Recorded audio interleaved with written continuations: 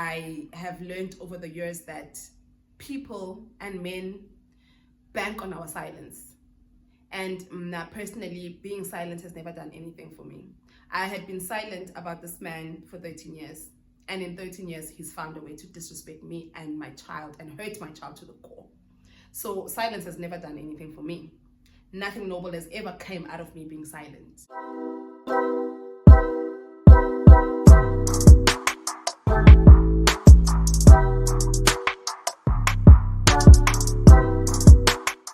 Hi guys, welcome to my channel and thank you so much for being here. Today I want to talk about something that happened on Monday. So today is Wednesday, but by the time you see this, it's going to be Thursday. So it's still fresh, but it has died down. So on Monday I tweeted, I posted a screenshot of a conversation between my eldest daughter's father and I, where he basically said that I was asking him to help me out. Just to backtrack a bit, I always backtrack, but I do recognize there are people who've been watching my videos since day one, but I also recognize there are people who probably, if this is your first time watching me or seeing this video or running to my channel, I've got 2 kids, but today we're going to talk about the eldest one. So I've got a 13-year-old girl turning 14 this year.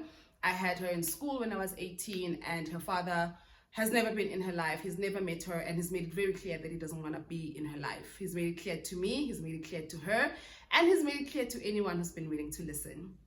And when he made it clear that he didn't want to be part of her life, I'd never spoken to him, ever. The last time I spoke to him was when I told him I was pregnant, and I never spoke to him. And then when our daughter was about 11, 12, she started asking questions about him. Then I needed to reach out to him. I did. That's when he told me to my face that he didn't want anything to do with her. And he also told her to her face that he didn't want anything to do with her. But after that, because I was actually just begging him to be a present father, I then was just like, okay, cool. If you're not going to be a present father, then you're going to at least give us money. It's been, at that time, it had been 11, 12 years. He had never taken out a cent. Like when I said a cent, nothing. And he made up excuses. There was always an excuse. Oh, it's COVID. Oh, I'm retrenched. Oh, I'm bankrupt. Oh, there was always something. For a long time, I continued, just begging for a relationship. But he made it clear that he didn't want to. And then after that, I spent the whole of last year just begging for whether it's 200 Rand, 300 Rand, 500 Rand, however much that you have, please help me out. Just send something. And he would either flat out refuse or he would say he doesn't have it. When this year started, high school started, obviously high school is expensive, life is expensive, she's growing, she's becoming a teenager, her needs are changing, so which means her expenses are changing. I enrolled her in school, and when I realized that, you know what, I can afford the school fees, but I can't afford anything else, I once again reached out to him and I was just like, yo dude, can you please help us out with pocket money? 500 Rand to 1,000 Rand is enough for a teenager for a month. He said he doesn't have, or sometimes he would say he doesn't want to. And on Monday, I had, just after payday, when was payday? Last week, yeah, because Monday was the 31st. And I'm just like, yo dog, you obviously paid. So can we please have something, whether it's 500 or whatever? He then responds and he says, so you want me to stop paying school fees for my boys so I can pay for her, because that's the only way I can afford to give her anything. This is not the first time him refusing money, but this was the first time him saying something this horrible.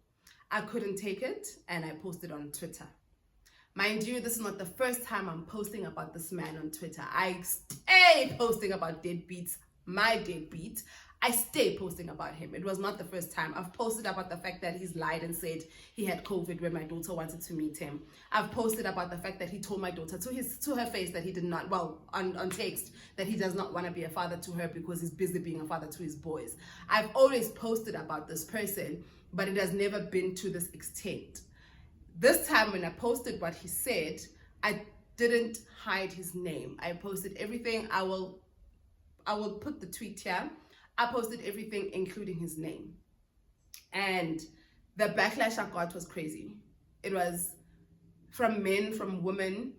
It was, I've never, like, as I said, I've posted about this person before. I've posted about my struggles with single motherhood. I've posted about my struggles with deadbeats. But this time, y'all, men, women came for me. People were saying that, why am I taking a child to a school I don't afford? People were saying, why did I wait for 13 years to ask him for money? How does that make sense to you? How does that make sense to you? Why aren't you asking, why has it taken him 13 years? Why aren't you saying to yourself, this woman have given this man a break for 13 years and now she's asking for money and it's a problem? Number two, that tweet was not about money. That my post was not about the fact that he refused with money. It was about the fact that he recognized his boys and he said my boys and he said her, as if she does, as if, like, he responded as if he was doing me a favor by giving me anything. He responded as if I didn't have a right to ask for anything. He responded as if this was his stepchild or a cousin or a niece that he was helping out. And for me, that hurt me to the core. I posted it and I didn't hide his name, and I did that on purpose. The backlash, as I mentioned earlier, it was crazy. It was crazy to a point where his mother called me. Someone who doesn't necessarily usually just call me out of nowhere. His mother called me and asked me to take the tweet down because she's worried that it's going to affect my daughter's mental health. This person has never called to care about my daughter's mental health. This person never cared about my daughter's mental health when her son told my daughter that he didn't want to be her father. This person has never this person has never cared about my daughter's mental health for 13 years when she knew that her son is a deadbeat. And all of a sudden, I'm getting calls to take the tweet down because it's going to affect my daughter's mental health. Of course, it was never about my daughter's mental health. It was about the fact that their name is out there. And yes, the backlash was horrible, but he was being dragged. And I saw some online news outlet picked it up. I saw it trended on, it went viral. It went on Twitter. Obviously, it was on Twitter because I posted there. I saw that it was on people's WhatsApp statuses. I saw it was on Instagram. I saw it was just being discussed everywhere. And the more I kept seeing that, the more I was just like, oh, okay, cool. Like, I'm not okay. I'm not okay. Because of the responses from the men and women who were defending him.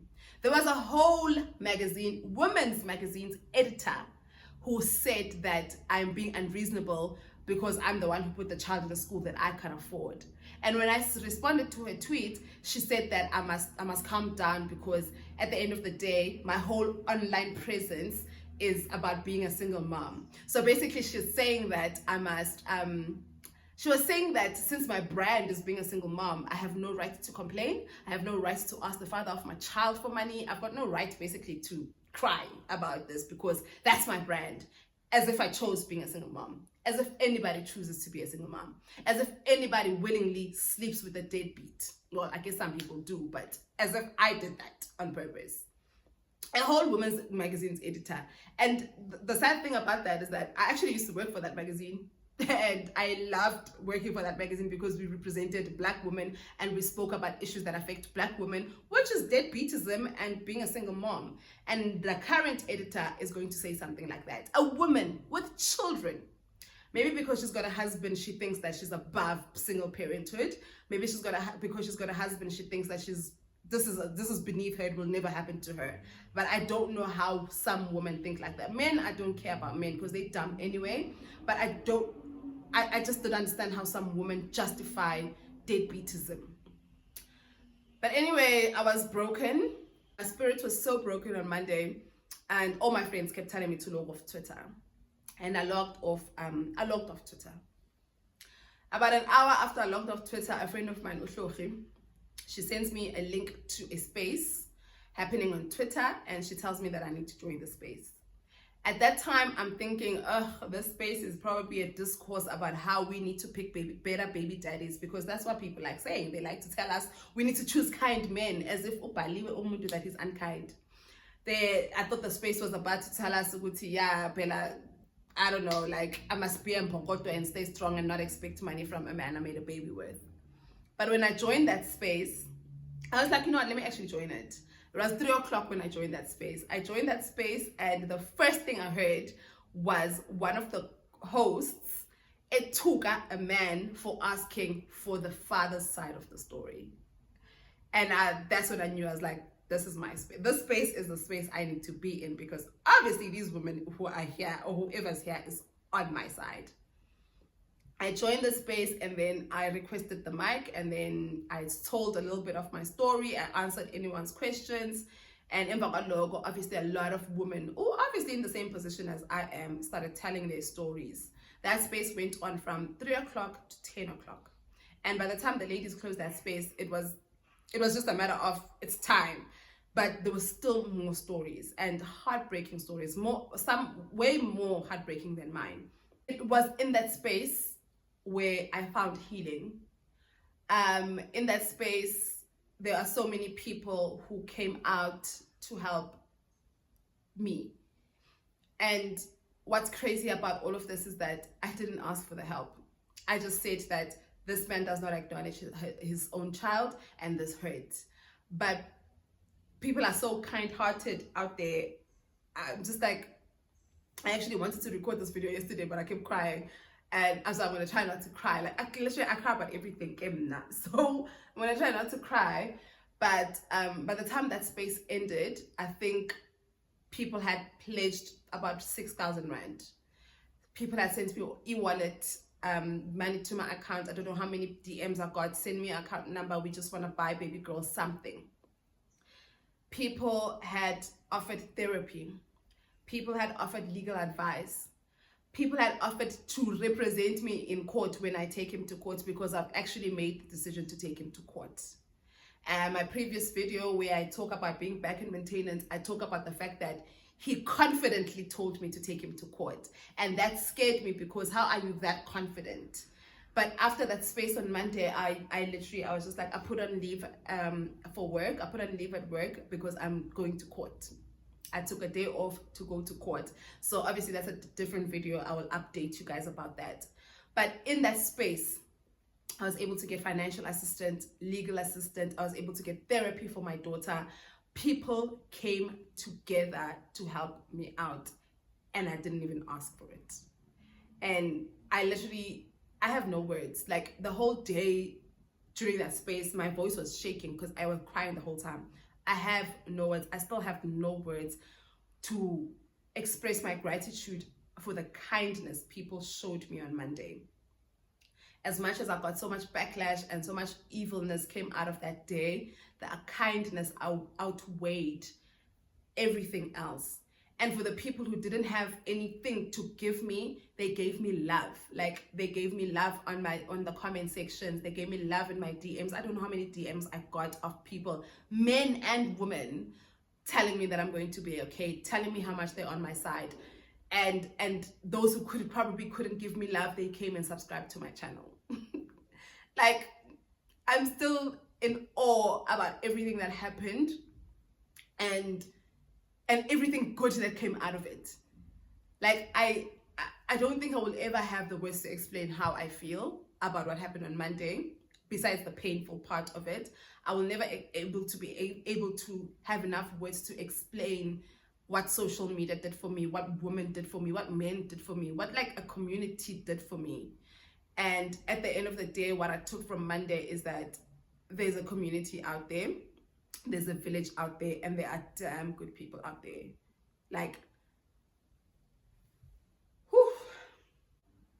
What hurts the most about dealing with a deadbeat like my eldest daughter's father is the fact that life yake continues. He's got a wife who knows that he's a deadbeat, and she's obviously okay with it because they're still together. He's got a mother who knows that he's a deadbeat, and obviously she's okay with it because she wouldn't have called me to ask me to take the tweet down. He's got friends. Luckily some of his friends do call him out, but he obviously don't care. But what I'm trying to say is the reason why deadbeats thrive is because society allows them. They are given the space in society. There are women behind them. I'm not trying to woman shame. I'm not trying to blame women for men's actions. But I don't see how you are willingly with a deadbeat and you're okay with the fact that uyondlala ekhaya, but akondli umntana wakhe amenza 13 years ago. I don't know how are you okay with that. I honestly just, I don't know how. I personally could never be with a man who's not in their child's life, let alone ongoing. Whatever differences you have with your baby mama, nothing will ever excuse not being in your child's life. Nothing will ever be a reasonable, a good enough excuse to not pay maintenance and be a father. Like, just be a father, bro.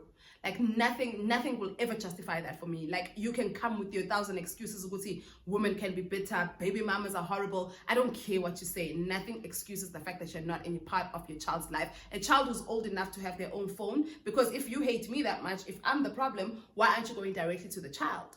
Maybe if the child is small and you have to go through me, actually, even if the child is small, you can go through my sister, you can go through my mom, you can go through court if I'm that much of a horrible mother. So that's why for me, when people excuse deadbeats, I'm always just like, nothing will ever excuse that kind of behavior. Absolutely nothing. And the fact that other women rally behind deadbeats, their wives, their mothers, their sisters, whoever, and everything for them is fine. I will never understand that. That will never not hurt me.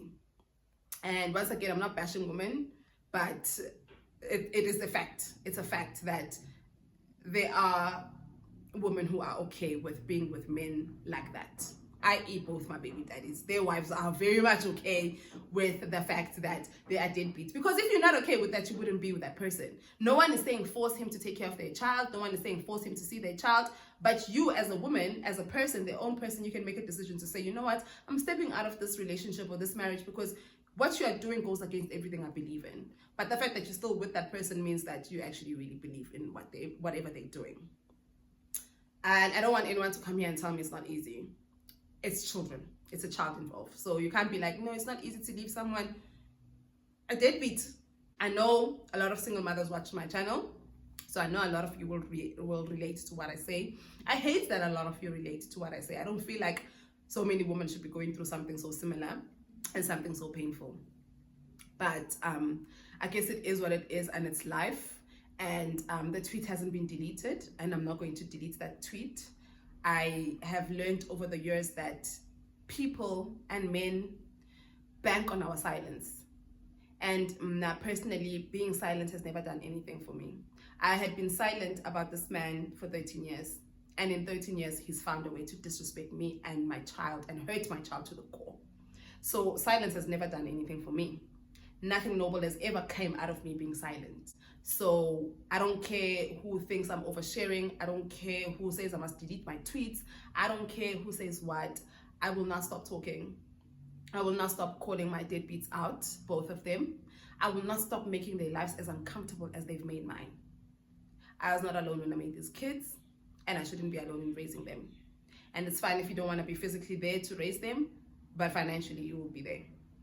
So I have made a decision to take my eldest daughter's father to court. I know that in my previous video I was thinking about it, I was scared, I'm shaking, whatever. I'm still scared, I'm still shaking, I don't know what's going to happen, but I'm going to court on Monday.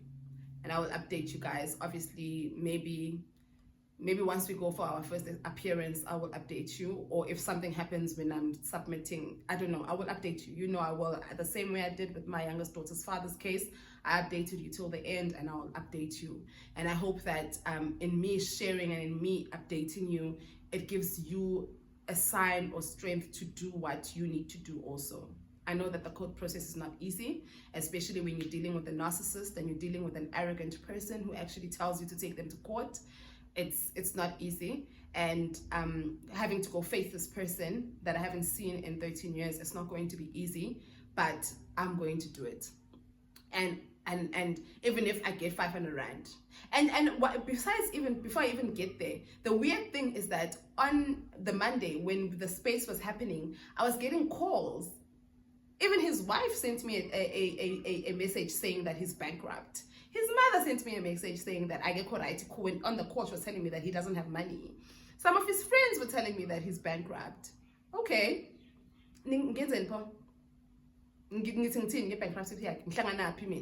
Because it would be different if for the past 11, 12 years, and then when COVID happened, you you were in a bad financial situation and now you can't, then I'd be like, okay, cool, I'll give you a break because you've been there for 13 years.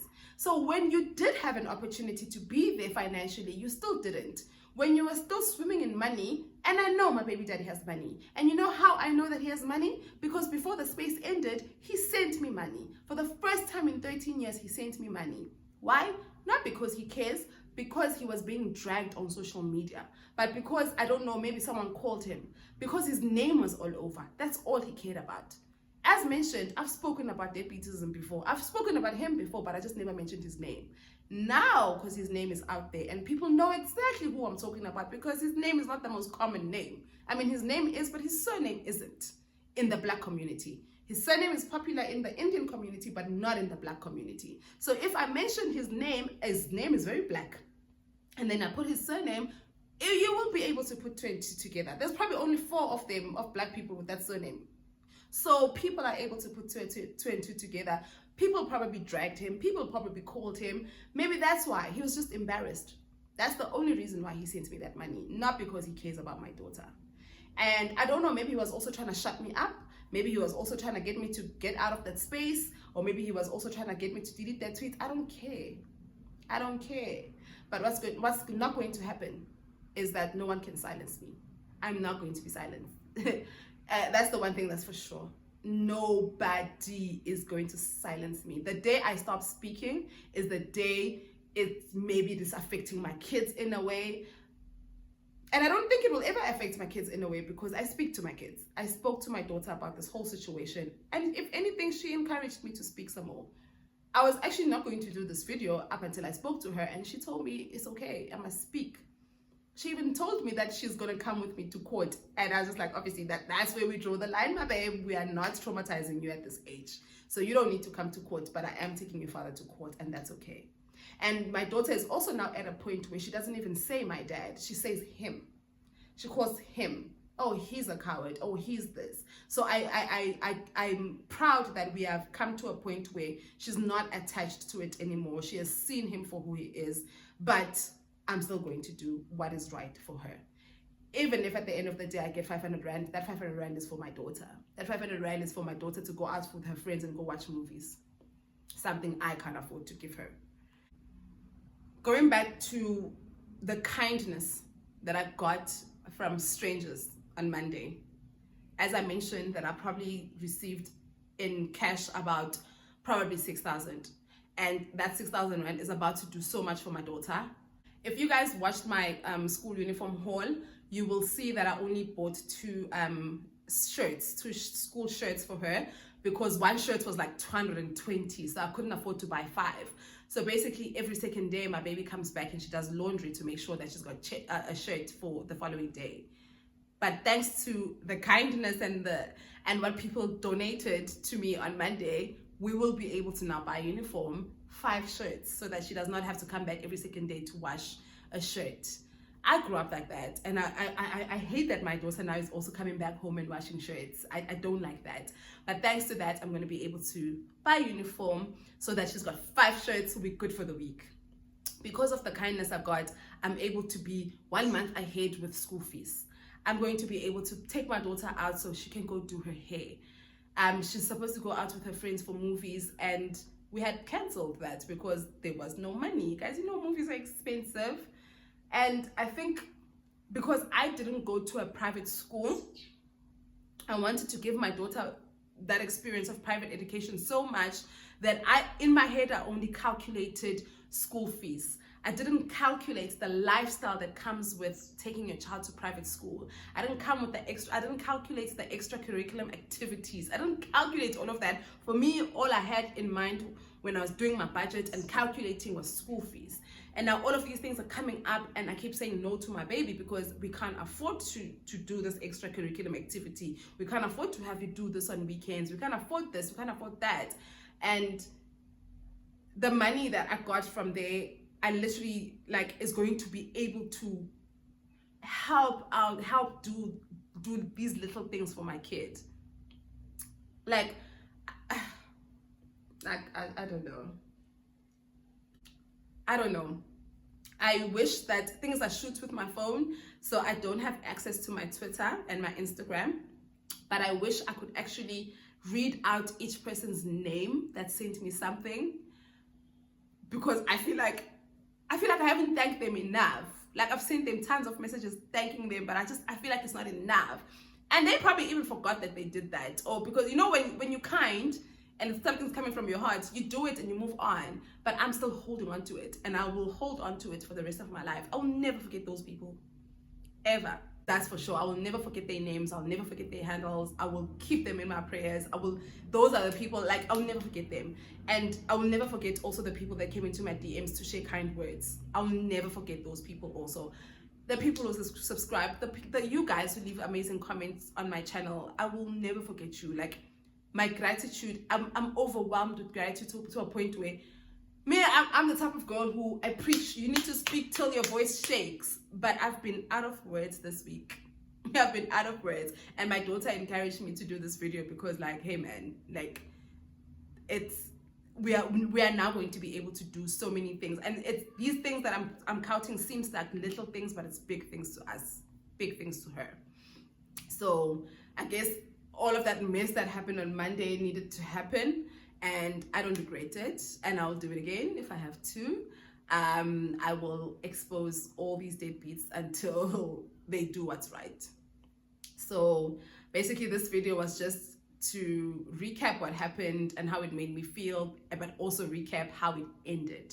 It ended so beautifully. Like, if Floki didn't tell me about that space, and if I didn't join that space, I'd still be in a dump till today. I left work early that Monday. Like, this thing affected my job, the only way I make money. I left work early that Monday to come home because I wasn't okay. And the plan was to just like fetch the kids and come and just sleep. And I don't care what they need. I was just gonna come and sleep. But I'm glad that I joined that space. I'm glad that the outcome was actually so amazing. And I'm glad to have such an amazing support system, strangers and people I know. I'm so grateful. Like, I hear the negative, but the positive is so much. The positive comments are they overweigh the negative. And that's the only thing I'm reading now. And that's the only thing I'm accepting. And that's the only thing I'm like receiving. I'm trying to just not allow the negative. I'm trying to, I'm a patriarchy princesses, awangeke. I'm a pick-me's, awangeke. If you want to be with a deadbeat, be with a deadbeat. If you think that I have no right to ask the father of the person, of my child, if you think I don't have a right to ask him for money, you can log off and never come back to my channel ever again. If you think I'm being unreasonable, log off. If you think that I took my child to a school when I knew that I couldn't afford it, log off. It's not about that. It's about the fact that we need to deal with deadbeats. I know that not as everyone's as vocal as I am, and that's okay. But I hope you find strength to deal with your deadbeat in a way that makes you comfortable. Nah, I'll never stop talking. I'll never stop sharing, because I know that not only does it heal me, it also heals you if you're in the same situation as me. So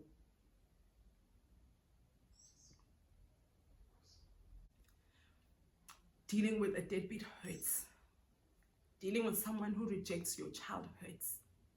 And because you know your child and you live with your child, you're like, my baby's so amazing. Like, you are, like, we fight whatever with my daughter, but she's such an amazing child. She's the most considerate child I know. She is the most amazing person that I know. And I'm always looking at her and I'm just like, there's some asshole out there who rejects you, but he does not deserve to even know you. Like, it's fine. He doesn't know you and it's okay. But I do look at my children sometimes and I'm just like, you guys, you will never know your biological father's love.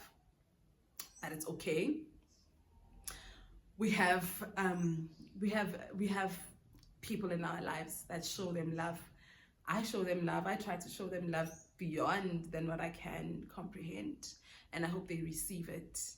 All I can do right now is at least get and fight for the finances, and which I won't stop. I'll fight for my finances when it comes to at least can we be comfortable. Class 25 was last week, but by the time space happened on the 30th, I get paid on the 25th, but the 30th being a cinema. So you understand that this is the life. Yes, the bills are paid and my kids are taken care of, there's food or whatever, but this is the life I live.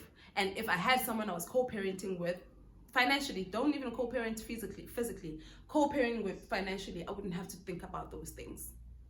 I wouldn't have to think about, oh shit, like, what's going to happen when she wants to go to the movies? Because I would just be like, yo, just call your dad and ask him for money. You know, it would be that easy. But it's okay, this is my reality. I struggle to accept it, but I'm not choice. I have to accept it. This is my reality, and I can things answer, but it's just to fight. And I will fight until I can't fight anymore. I will fight until God calls my name. Nah, I will not keep quiet. Silence has never done anything for me. There's nothing noble about being silent. If anything, silence protects men. That's what I've learned. Silence protects men, and I think the more I talk, the more I heal my inner child. I grew up in a space, in an era where you're not supposed to talk. Like, women are supposed to hide their dirty laundry underneath their carpet. Don't tell people about your problems or whatever. That's how I grew up. And even with my own problems, I wasn't allowed to tell other people. But the older I get, the more I'm just like, no, I'm going to talk, because that's the only time I feel better. So talking not only exposes deadbeats, but it also heals my inner child. And I'm going to continue doing it. I'm not going to stop. And thank you for everyone. Thank you to everyone who's been supporting me. Thank you to your amazing comments, the comments you leave under my YouTube videos. Thank you for the comments you left on my Twitter. Thank you for the DMs on Instagram, the DMs on Twitter. Thank you for the money you sent to me. Thank you for the legal advice. Thank you for the therapy you offered. Thank you for literally everything. Everything that I got on Monday is enough to push me to be the best mom I can. There's a village out there, and I found mine. Whether it's an online village or it's an actual village, but I found mine. I found mine online, and I'm happy. I'm okay. I may not seem okay right now. I'm not okay, actually. I'm not okay. I'm not okay, but it's okay. It's okay. And I'm just gonna have to push through with my babies, and they are the most amazing people on earth, and I am so blessed to have them. And fuck whoever doesn't want to be part of their lives. Fuck him. Fuck them, actually. But sorry, this is a family-friendly channel. I'm not trying to swear, but that's just where I am. That's where I am now, and I feel like I've been rambling, but the point of this video was to address what happened and to also give thanks to everybody who showed me love. Whether you showed me love by giving me money, you showed me love by giving me support, you showed me love by offering me something, you showed me love by subscribing to my channel, you showed me love by sending me a DM. However, where you showed me love, I want to say thank you. Makwande, may God bless you, and thank you so much for watching my channel, and I'll see you next time.